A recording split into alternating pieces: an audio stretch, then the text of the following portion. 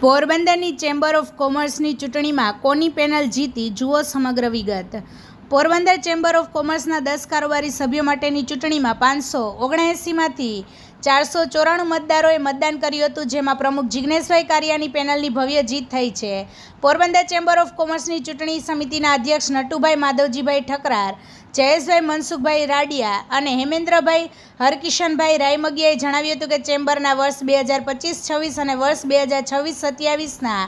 સમય માટે 10 સભ્યોની કાર્યવાહક સમિતિની સભ્યપદ માટે 13 ઉમેદવારો વચ્ચેની મતદાન પ્રક્રિયા બિરલાઓલ ખાતે યોજાઈ હતી, જેમાં સવારના 8 વાગ્યાથી સાંજના 5 વાગ્યા સુધી મતદાન યોજાયું હતું અને સાંજે 5 વાગ્યા સુધીમાં કુલ 579 સભ્યમાંથી 494 સભ્યો દ્વારા મતદાન કરવામાં આવ્યું હતું, જેમાં ચકાસણી દરમિયાન 13 મત રદ થયા હતા અને 481 મત માન્ય રહ્યા હતા। 10 સભ્યોની બેઠક માટે કુલ 13 ઉમેદવારો મેદાનમાં હતા, જેમાં અમિતભાઈ નાથાલાલ ખોડા, આનંદભાઈ કિશોરભાઈ રાડિયા, કોટેચા હેમેન્દ્રકુમાર, ગોરધનદાસ ગોપાલભાઈ,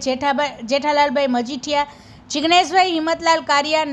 નરેશભાઈ પ્રભુદાસ માખેચા, પ્રકાશભાઈ છોટાલાલ ધનરાજ, પ્રદીપભાઈ વાલજીભાઈ મોનાણી, ભરતકુમાર તુલસીદાસ પાવ, ભરતભાઈ નટુભાઈ ઠકરાર, મયુર શાંતિલાલ શશિકાંત લાખાણી, રાજ ગોવિંદભાઈ પોપટ અને રાજેશભાઈ રમણીકલાલ ગોંદિયાનો સમાવેશ થાય છે।